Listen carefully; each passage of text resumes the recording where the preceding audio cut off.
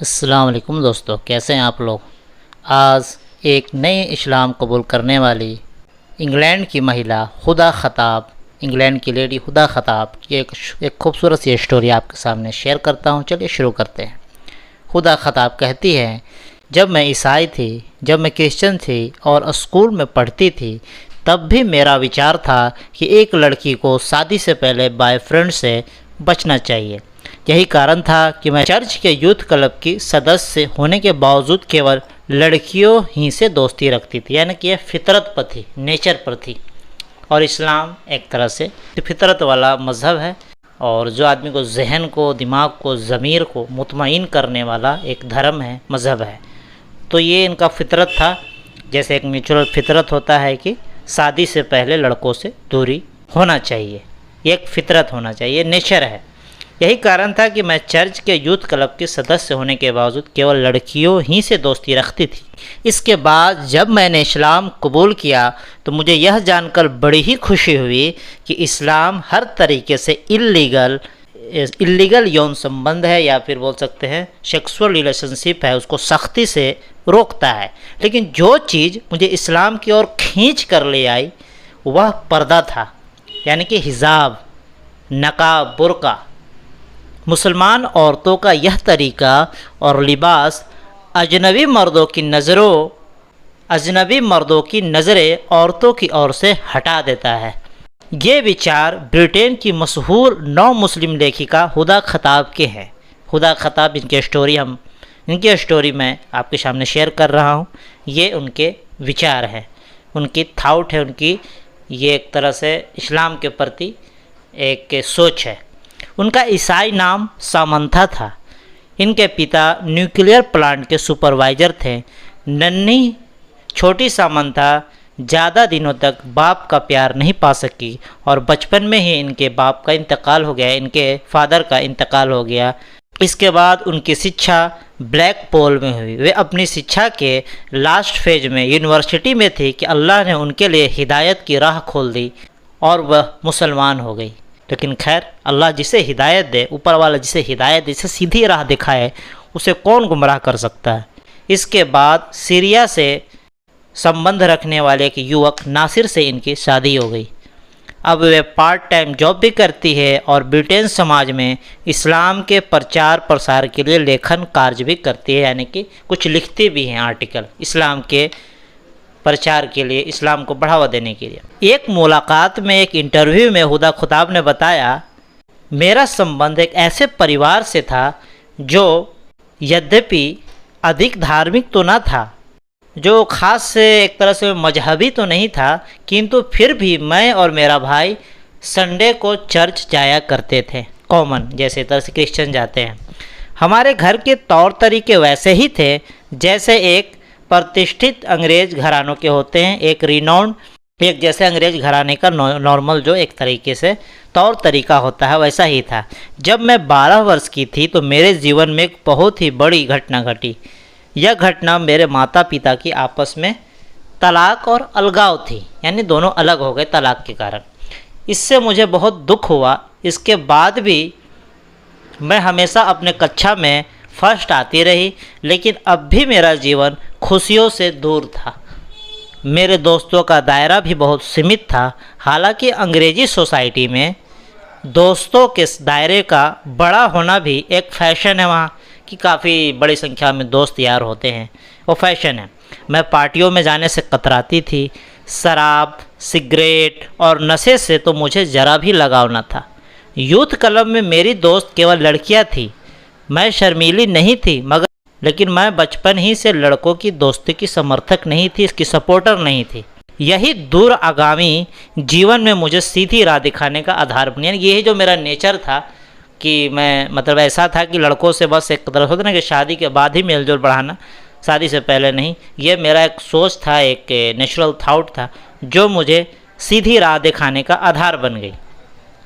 अपने इस्लाम कबूल करने की कहानी सुनाते हुए हुदा खत्ताब कहती है कि जब मैंने लंदन में school of orientation and Asian studies में प्रवेश ले लिया ताकि अरबी पढ़ूं, तो इस्लाम और अरबी के बारे में मेरी जानकारी बिल्कुल शून्य थी, ज़ीरो थी। लेकिन जब मैंने पढ़ना शुरू किया और इस मैदान में ज्यों ज्यों आगे बढ़ती गई, इस्लाम के बारे में मेरा शौक़ आगे बढ़ता गया। इसी बीच मैंने टीचर के ज़रिए कुछ मुसलमानों से कांटेक्ट किया, तो मुझे मुसलमानों के जो एक पारिवारिक ज़िंदगी होती, घरेलू ज़िंदगी होती है, वो काफ़ी ज़्यादा वो मुताशिर किया, काफ़ी अफेक्ट किया, काफ़ी प्रभावित किया। मैंने महसूस किया कि एक मुसलमान परिवार के लोग चाहे दुनिया के किसी भी कोने में हो, किसी भी एरिया में हो, किसी भी क्षेत्र में हो, वो आपस में काफ़ी ही क्लोज़ रिलेशन रखते हैं, निकट संबंध रखते हैं, काफ़ी मोहब्बत वाला रिश्ता रखते हैं। वेस्टर्न सिविलाइजेशन, पश्चिमी सभ्यता, पश्चिमी संस्कृति इस खास गुण से पूरी तरीके से मतलब दूर हो चुकी है, वंचित हो चुकी है। उनके अंदर से ये गुण निकल चुका है जो कभी पहले हुआ करता था। मुसलमानों के इस परंपरा ने, इस कॉन्सेप्ट ने, इस कल्चर ने मेरे लगाव को और बढ़ा दिया। यह बात मुझे और भी अधिक इसलिए महसूस हुई कि मेरे माँ बाप अलग हो चुके थे। गलत सेक्सुअल रिलेशन को रोकने के लिए इस्लाम ने जो ऑर्डर दिए हैं, जो कमांड दिए हैं, जो आदेश दिए हैं, वे भी मेरे लिए काफ़ी ज़्यादा इफ़ेक्टिव साबित हुए, प्रभावकारी साबित हुए और ये काफ़ी ज़्यादा मतलब प्रूवन टेक्निक रहा। लेकिन जिस चीज़ ने मुझे सबसे अधिक प्रभावित किया, सबसे ज़्यादा मुताशिर किया, सबसे ज़्यादा मेरे ऊपर ये गहरा असर डाला, वह मुस्लिम औरतों की पर्दे की रिवायत थी। हिजाब, पर्दा ये थी। मैं छात्र और छात्राओं स्टूडेंट्स की आपसी छेड़छाड़ देख चुकी थी। मैं छात्र और छात्राओं की आपसी छेड़छाड़ देख चुकी थी। इसलिए पर्दे का लाभ, पर्दे का जो एक तरह से फ़ायदा होता है, मुझे और अधिक महसूस हुआ। सच्ची बात यह है कि वेस्टर्न सिविलाइजेशन, पश्चिमी संस्कृति औरतों को इस बात पर उभारती है कि वह बन संवर कर निकले और अपने शरीर और सुंदरता का प्रदर्शन करती फिरे। इसी कारण औरतों पर यह आरोप लगाया जाता है कि वह मर्दों को अपनी ओर आकर्षित करती है। मर्द अपनी बुरी आदत के बावजूद इस आरोप से साफ बच जाते हैं। पर्दे के बारे में इस्लामिक जो पॉइंट ऑफ व्यू है, दृष्टिकोण है, कॉन्सेप्ट है के बारे में मैं पढ़ने लगी, जब अध्ययन करने लगी, तो पहली बार यह हकीकत मेरे सामने पूरी तरीके से साफ सुथरा स्पष्ट हुआ कि अजनबी मर्दों में औरतों को अपने शरीर और सुंदरता का प्रदर्शन करना, दिखाना इस्लाम में एक तरीके से शरीयत के दृष्टि से मना किया गया है। यानी इस्लाम में मना है कि कोई भी लेडीज़ इस तरह से मतलब बिना नकाब के, बिना हिजाब के, बिना पर्दे के बाहर निकले, जिसका नतीजा उन्हें दुनिया में ही भुगतना पड़ता है और जिसकी सज़ा उसे आखिरत में भी मिलेगी। अगर वो पर्दा नहीं करेगी तो दुनिया में भी तरह तरह के उल्टे सीधे कमेंट, छेड़छाड़ और भी तरह तरह की चीज़ों से गुजरना पड़ता है, जो आए दिन हम देखते रहते हैं, और आखिरत में जो सज़ा मिलेगी कि मिलेगी ही। जब मैं यूनिवर्सिटी के पहले वर्ष में पहुंची तो इस्लाम के विषय में मेरा अध्ययन इतना बढ़ चुका था और धर्म की हैसियत से, रिलीजन की हैसियत से इस पर इतना विश्वास हासिल कर चुकी थी कि मैंने इस्लाम कबूल करने का फ़ैसला किया। इसी दौरान मैं लंदन के रिजेंट पार्क में पुराने जो पॉप सिंगर थे केन स्टीवेंस, यूसुफ इस्लाम से इनकी मुलाकात हुई। इस मुलाकात ने इस्लाम की ओर मेरे पेशकदमी को और बढ़ा दिया। इसके कुछ ही समय के बाद एक फंक्शन में मैंने अपने इस्लाम कबूल करने का ऐलान कर दिया। इस समारोह में जहां बहुत सी औरतें मौजूद थी, उनमें मेरी एक अमेरिकी नौ मुस्लिम न्यूली फ्रेंड सहेली भी मौजूद थी। इस घटना ने मेरे जीवन में बेचैनी ख़त्म करके एक अनंत शांति, अनंत एक तरह से कामनेस और मतलब काफ़ी ज़्यादा अंदर से एक सुकून पैदा कर दिया। कुछ दिनों के बाद मुस्लिम औरतों को हॉस्टल में चली गई, जहां मैंने पूरे डिटेल से सीखा कि मुसलमान औरत को किस तरह की ज़िंदगी गुजारनी चाहिए। यही मैंने अपना नाम निशा से हुदा खत्ताब में परिवर्तित कर लिया, चेंज कर लिया। लेकिन मेरी जो फैमिली थी वो अभी तक मुझे पुराने नाम से ही पुकारता है। हुदा खत्ताब अपने इस्लाम कबूल करने के रिएक्शन के बारे में बताती है, प्रतिक्रिया के बारे में बताती है कि मेरे परिवार को मेरे इस कदम से बहुत दुख हुआ, तकलीफ़ हुई। पिताजी ने तो यानी फादर ने यहाँ तक कह दिया, इस्लाम तुम्हें हमसे दूर कर देगा।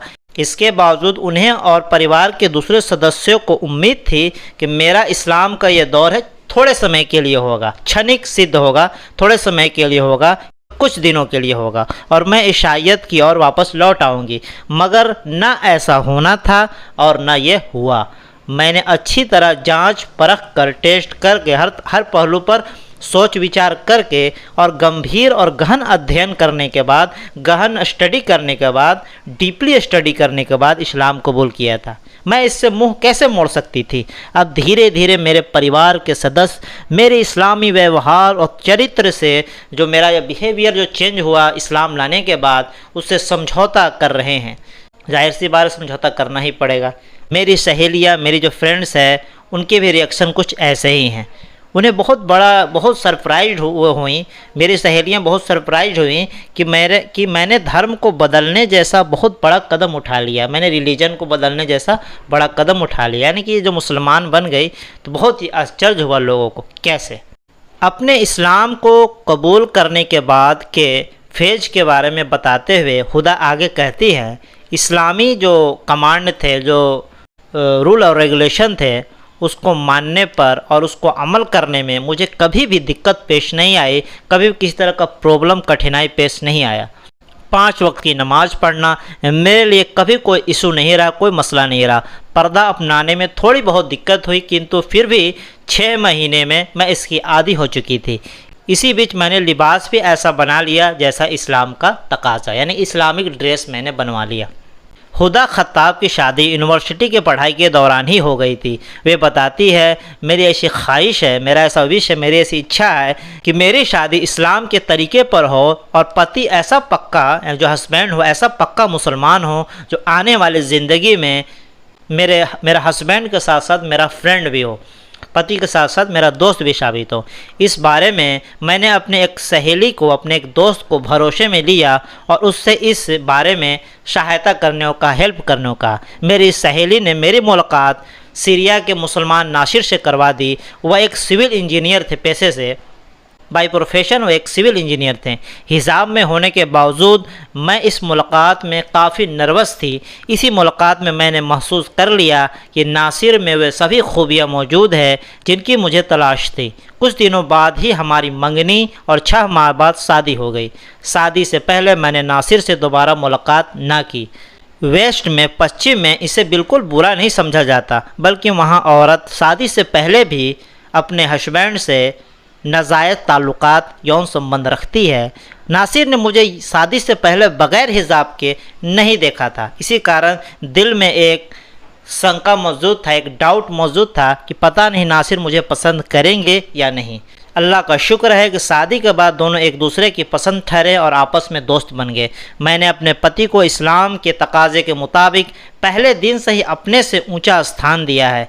पश्चिमी वेस्टर्न सिविलाइजेशन, पश्चिमी संस्कृति इस तरह के व्यवहार को झुटलाती है, नकारती है, डिनाई करती है और मर्द औरत के लिए एक समान मानदंड की ध्वजदाहक, यानी कि फ्लैग वियरर है। यानी कि ये वेस्टर्न सिविलाइजेशन मानती है कि मर्द औरत समान है, सेम है, एक जैसे, लेकिन नहीं, दोनों के तो अलग अलग काम हैं। हालांकि मर्द औरत में नेचुरल तौर पर एक डिफरेंस तो मौजूद है, नेचर ने उसको डिफरेंट बना के भेजा है। मर्दों के अपने तकाज़े हैं और औरतों के लिए अपने तकाज़े। यही कारण है कि इस्लाम ने मर्दों और औरतों के लिए आदेशों, ऑर्डर और लॉ में भी फ़र्क रखा है। दोनों के लिए अलग अलग कानून हैं। औरतों ने जब से मर्दों के बराबर स्थान, बराबर पोजीशन की तलाश की है, उन्होंने अपने लिए प्रॉब्लम्स पैदा कर ली हैं, समस्याएं पैदा कर ली हैं। वे जीवन की सुविधाओं से वंचित हो गई हैं, उससे एक तरह से दूर हो गई हैं। हुदा खत्ताब अपनी पूरी बात करते हुए कहती है कि वेस्टर्न सिविलाइजेशन, वेस्टर्न कल्चर का यह धोखा, फरेब और जो गलत जो कॉन्सेप्ट है, आखिरकार टूट कर रहने वाले हैं। ब्रिटेन, अमेरिका, जर्मनी, फ्रांस और अन्य देश में जिस रफ्तार से इस्लाम बढ़ता जा रहा है, वह बहुत ही एक तरह से इनकरेजिंग है, काफ़ी ज़्यादा हौसला देने वाला है। केवल ब्रिटेन में हर साल हज़ारों लोग मुसलमान बन रहे हैं। इसकी तादाद कितनी है, कोई गिनती नहीं है। इन नौ मुस्लिमों में, इन नए न्यूली मुस्लिम में औरतों की संख्या ज़्यादा है। मुझे पूरा भरोसा है, मुझे विश्वास है कि एक दिन आएगा जब ब्रिटेन की ज़्यादातर जनसंख्या इस्लाम के दामन में पनाह ले लेगी, इंशाअल्लाह, अगर अल्लाह ने चाहा। ये स्टोरी थी इंग्लैंड की हुदा खत्ताब की। तो काफ़ी इंस्पायरिंग और काफ़ी अच्छा और काफ़ी ज़बरदस्त स्टोरी था। इस्लाम ऐसा ही है कि जो इसके बारे में जानता है, पढ़ता है, करीब से जानता है, तो उसके सारे डाउट क्लियर हो जाते हैं और उससे समझ में आ जाता है कि यही एक धर्म है, यही एक मज़हब है, यही मन की पुकार है, दिल की पुकार है, आत्मा की पुकार है। तो उम्मीद है तो आपको ये पसंद आएगा। चलिए मिलते हैं एक और खूबसूरत से इस्लामिक स्टोरी के साथ। अस्सलाम वालेकुम।